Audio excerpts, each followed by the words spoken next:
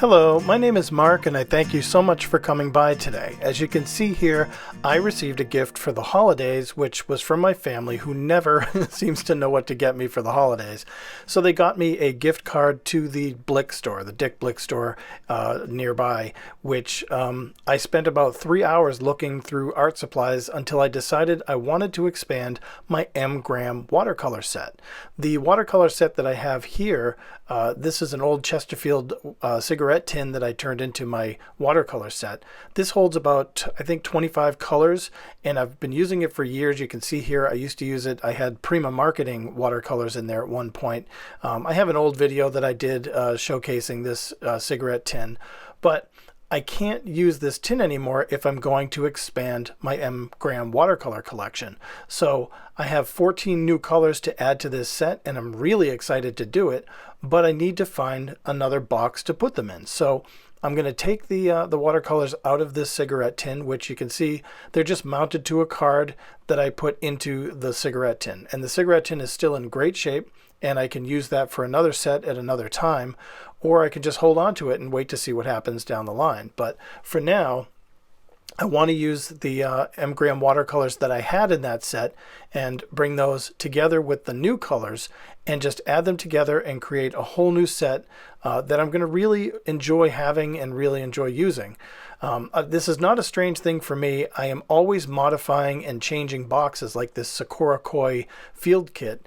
This is a great set. I've had a couple of these and I really enjoy these, but you can see here that the box is really sturdy and secure, but the little palette inside that holds the paints is really cheap and really flimsy. It does a fine job for what it does, but I saw opportunity here when I kind of exhausted my first Sakura Koi set. I took the set and there was just not enough paint to keep in there, so I went and bought another one. But the original one that I had, the first one, I ended up tearing the guts out of that and turning that into a travel set, which had, I'm not sure how many colors are in here. I didn't stop and count them, but there's a ton more colors in here. These are all Daniel Smith, and I'm really, really happy with this. I think there's a couple of Prima Marketing. The green on the bottom might be from Prima Marketing, but I had room to fit them in there, and now that is my go-to travel set. Now this one here, my family, my kids especially, like to borrow this one. This is the portable painter palette, which I did a video on a few months ago, where I took the original painter palette, which holds 12 colors, and I saw opportunity to use a Dremel and drill this thing out and add 2 more pans, which I was going to put some paints in there, but I haven't gotten around to it yet, so it's just waiting for me to put a couple of more colors in there. Now this Meeden tin, this is a tin you can buy on Amazon.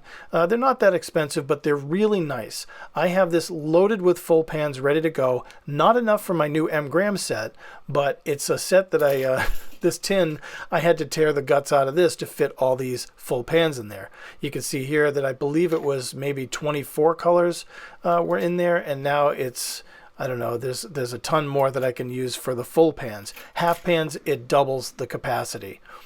So that's what I did with that. And I have so many boxes and tins, from Altoids tins to this Toffee Tin, that I can use to create new sets and do all kinds of fun stuff with.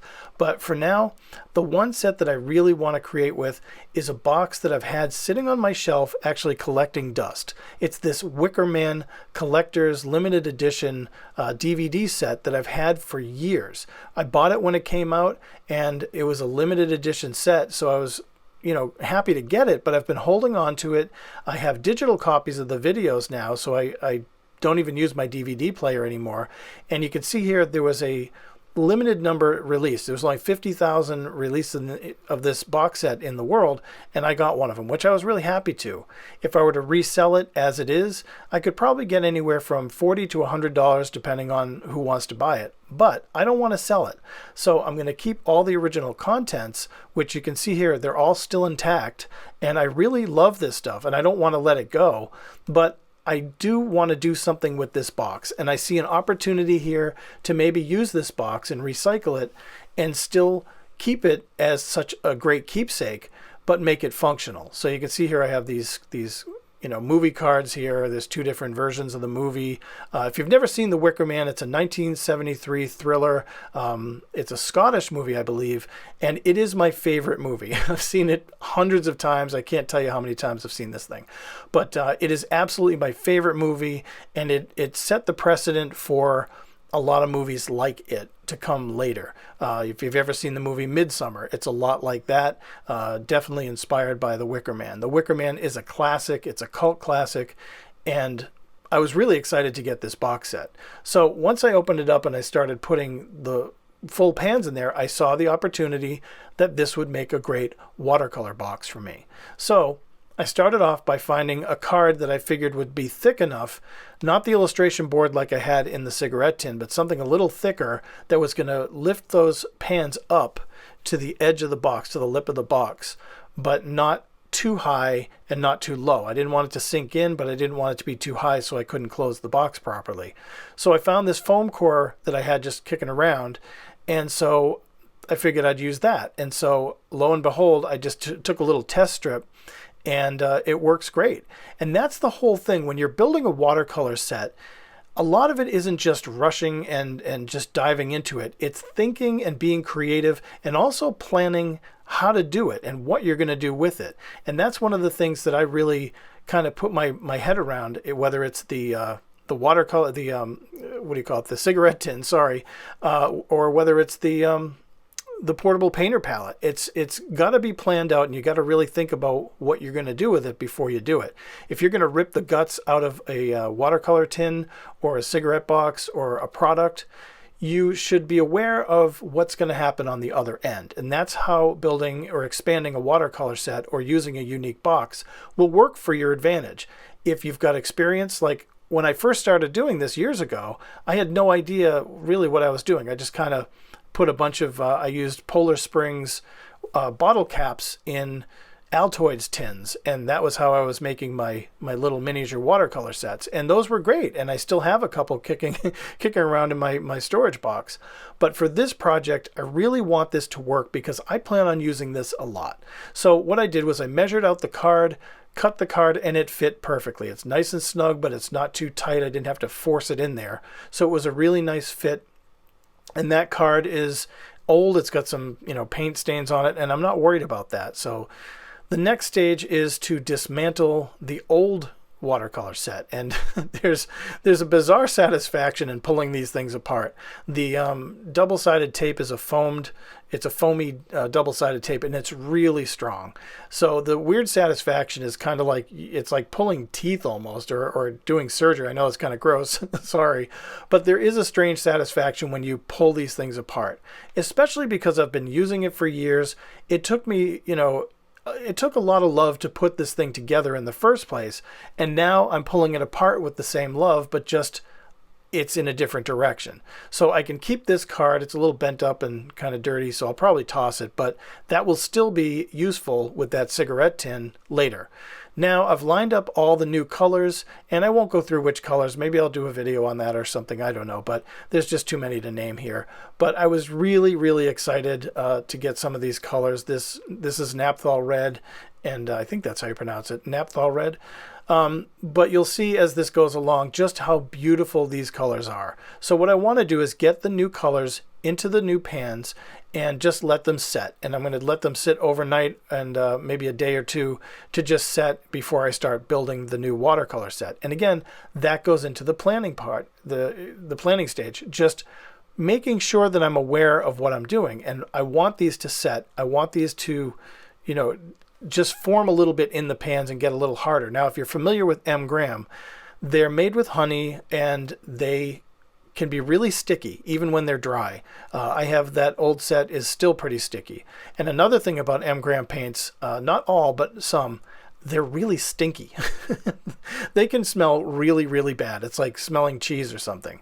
But as you can see, once I set them out and I laid them on the card, they dried over a few days, and I'm really happy with the layout. I did plan how I wanted to arrange all these colors too. So I took the time and I charted it out, and even though this is just about a 15-minute video, it did take a lot longer, I'm talking hours, to really plan this out, to prepare for it, and to build it. So I put a few hours into this project, which for me, that is creative in itself. Now, what I'm doing here is I'm actually laying these pans on double stick tape. This is Scotch 3M double-sided tape, and it's very strong, and it's perfect for this. I didn't want that foamy tape again because it was too thick.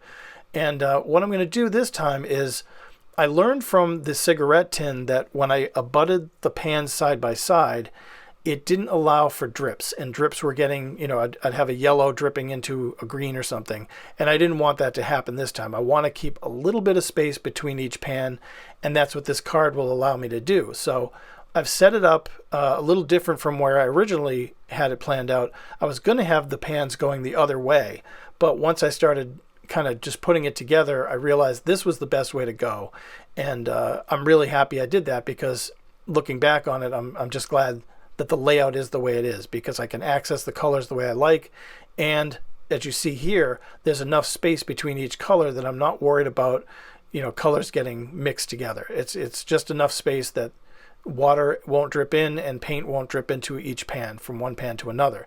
Anyhow, so the process now is simply just laying down more tape and laying down more pans. I'm not gridding it out. I'm not creating a really, you know, scientific or, you know, a really mathematical chart here where to lay these pans. I'm doing everything by eye, just having fun. And this alone, again, is creative, and it's just refreshing, and it's stepping away from the normal routine, and it's building something that I'm going to use for a long time. This is going to be my Mgram go-to set for years, and I'm really excited about it. So taking the ribbon from the original box that the gift came in, I am going to now take that ribbon, and that's going to go on the back of the card underneath these paints. So now the paints and the pans are all laid out. I have them on the card. They're fixed on there with the tape. The tape on the ribbon isn't going to do much. It's just going to kind of hold it in place. But what this ribbon is going to be, it's going to be a lift-out ribbon. And you may have seen this in other products or other just other areas of just where you can lift things out, like of a box, and that's exactly what I'm going to do here. So I'm going to try to get this thing in, and I kind of anticipated this not fitting properly just because some of the pans are kind of overlapping the card, which again, I expected that, and that's not a big deal. It's just a matter of fitting it in. Just using the right tools, and again, expecting something like this saves you a headache later, because if I had not planned properly, some of these pans might have been way over the edge and it wouldn't have fit properly. I would have had to take them all off and do it again. But as you can see, a little effort and boom, they go right in. And I'm very happy with the way this fit in. It's nice and snug. And with this ribbon, I'm just going to snip off the excess here. But with this ribbon, it's not in the way, and yet it's totally functional for me to just lift this whole card out if I ever want to change out a pan, or just, you know, for whatever reason want to remove it from the box. So I have that. And now my set's almost complete, because now the pans are in there. They've been sitting for days, so they're starting to dry and set the way I want them to. And that stinkiness of the Mgram paints, it goes away over time, so it's not so bad. I mean, there's still a little bit of lingering smell, but it's not too bad. And now I want to do a swatch card that I'll put into the lid of this set. That way I'll have, you know, just a reference chart of different colors. Plus it also allows me to become familiar with these new paints, and I'm really excited for that as well. So I left 4 extra little swatches there in case I want to do some tests or change out some pans later. And you can see I charted every color that I'm using here, and I'm putting into the set. So now I'm just going to write those in with a Micron pen, and this is pretty much the last stage. And once I get this all sort of set up and the names identified and the colors identified, then I can put some of this is the foamy tape I was talking about before. I'm just going to put a few pieces of this because I know this will hold to that wood really well. I don't think the clear Scotch sticky tape would hold very well to wood. This foamy stuff holds perfect. And so as you can see here, the set is complete.